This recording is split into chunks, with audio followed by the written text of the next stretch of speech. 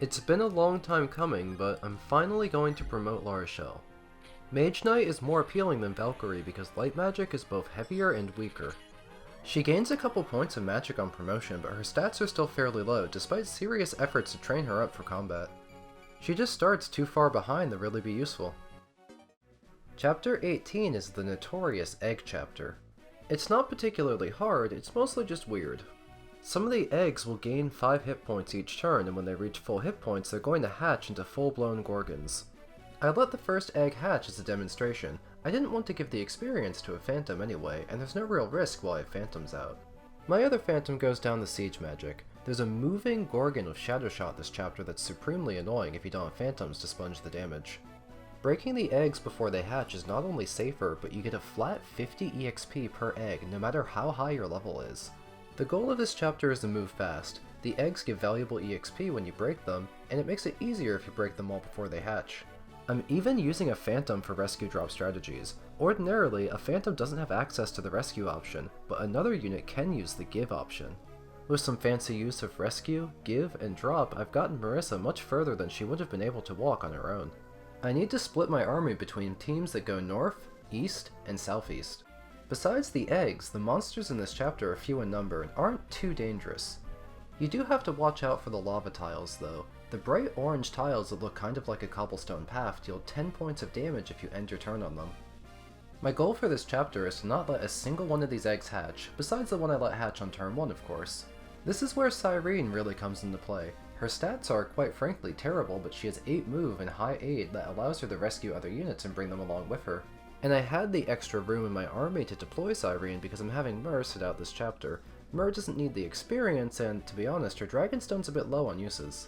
I actually got very lucky in the enemy phase because I had overextended. My plan was to have the Phantom sponge the Shadow Shot from the Gorgon. Unfortunately, the Gargoyle moved earlier in the turn order than the Gorgon, weakening Syrene to the point where she was brought to lethal range of the Shadow Shot, and the Gorgon changed targets to Syrene, who luckily dodged the hit. As weak and fragile as Syrene is, she does live in A rank in lances, and Gorgons have low defense, so she was able to take out the Shadow Shot Gorgon with a silver lance, meaning we don't have to worry about it anymore. Some spider reinforcements showed up on the bottom right, but I don't have any time to slow down. I need to kill these eggs with Marisa. They're pretty unlikely to hit her, and I do have a physics staff nearby to heal her if she takes damage, so I'm not really worried about this. An enemy's displayed hit of 27% is knocked down to 15% once the true hit system comes in, and Marisa would have to get hit by both of those to actually risk dying. I'm willing to take that chance. Marisa actually ends up taking a lot of damage here between the spider and the gargoyle, but the situation's stable. I've got Natasha nearby to heal her. Overall, I'd say I'm making fantastic progress on all fronts. I've dealt with most of the threat by this point, so there's not much left to do besides sweep up all of the eggs for that valuable experience. I've heard a lot of jokes about how it's very easy to solo this game with Seth, and while that's probably very true, this chapter in specific must be kind of a mess. There's no way a single unit can reasonably go for all of the eggs at once, after all. I wouldn't enjoy doing chapters 20 or final with a single unit either. Chapter 19 would actually be pretty easy. It's a defense chapter, so you could just hole up in a single tile choke point, unequip your weapons. But if you did this chapter with a single unit, I imagine you would have to kill 20 extra Gorgons. Maybe if your unit is a strong enough Juggernaut, you can just equip a couple Javelins and mash end turn. Gorgons have pretty high magic though, so I imagine it would be a pretty nasty war of attrition, particularly because some of them can turn you to stone and don't let you attack back.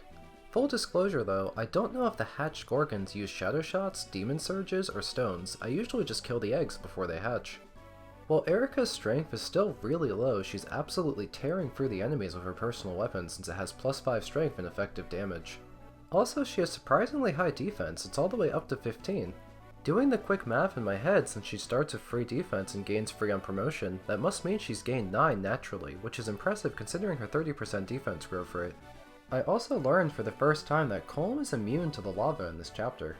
If he ends his turn on the lava tile, it just says trapped disarmed and he takes no damage. I can understand a rogue type character being able to disarm some sort of mechanical trap set by humans, but this is an environmental hazard. How the hell is he doing that?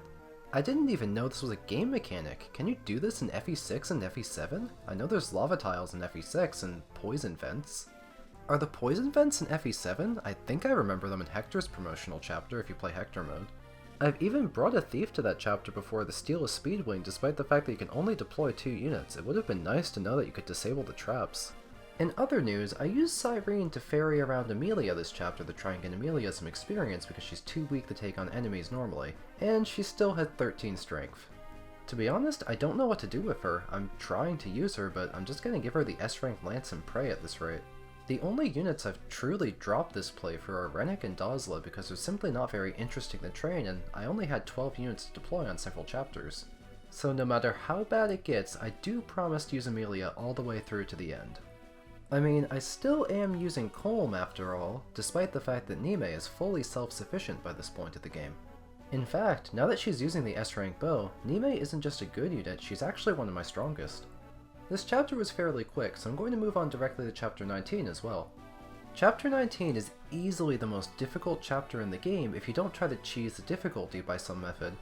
The reason for this is the quantity and the quality of the enemy reinforcements. Powerful promoted enemies spawn from all around the map and they have very high stats and good weapons. They also threaten you with different damage types and different ranges between bows, magic, and melee weapons. Not only is the game spawning 10 powerful reinforcement units a turn, you can't even see them coming. This is a Fog of War chapter.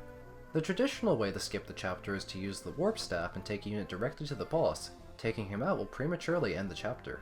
Despite attempting to obtain all of these items, I somehow forgot the Warp Staff, so I have to do this more legit. The other way to cheese the chapter's difficulty is to pick up the NPC you have to protect and huddle in the one-tile choke point in the treasure room. If you unequip your weapons so you won't attack back at the enemy, you only really have to deal with taking 1 or 2 hits a turn, which you can easily heal back. However, that strategy's boring. I want to display my mastery and take out the boss without the use of the Warp Staff, using just my low tiers. I'm pushing aggressively to the left because the boss is in the lower left corner. There's 7 reinforcements a turn that start spawning near the boss. You have Great Knights and Swordsmasters from the bottom right, and I believe a Ranger, Mage Knight, Warrior, and Paladin right next to the boss. They're all equipped with silver weapons as well. Breaking through that many reinforcements to gain ground and advance towards the boss is going to be tricky. I had extra deploy space this chapter, so I brought Rennac back just to open some boxes for me. There's actually 7 treasure chests on this map, but I don't really have the time to go for all of them, and I'm not really interested in most of the loot. I really want to get the Speedwing, however. I'm going to push deep into enemy territory this turn. I want to get these enemy reinforcements under control, and I need to get Ross to the bottom left. He's my boss killer. Some of the enemies on this chapter drop Brave weapons, like this hero in the Brave Sword here. Brave weapons get extra consecutive hits, and Gilliam actually got his hands on a Brave Lance. With the Brave Lance in hand and Gilliam's high strength, he can double the Swordsmasters for an easy kill and quad down the Great Knights. If I can kill enough of these enemies, I can actually have him occupy a one-tile diagonal choke point on the stairs, allowing him to solo half of the reinforcements by himself, as long as Natasha and La Rochelle top him up with a physics staff. The enemies from the top have begun arriving. There's actually heroes, warriors, and snipers that arrive in steady waves in the top right corner. However, I should be able to end the chapter before they really catch up to me and make me fight on 2 fronts. Gilliam is doing fantastic with his side of the map. Now I can move him to occupy the choke point. The rest is going to be up to Ross.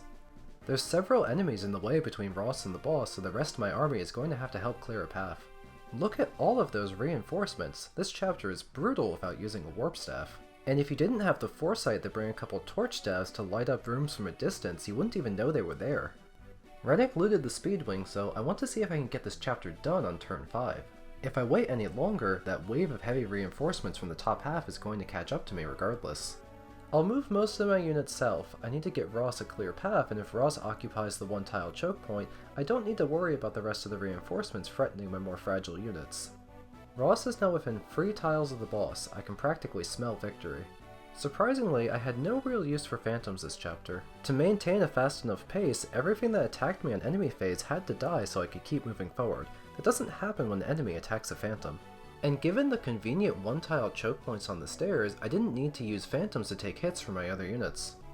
I kind of glossed over it, but Marisa finally hit S-rank swords during this chapter. She's my only unit who can use the S-rank sword, so she's actually going to be useful for the last 2 chapters.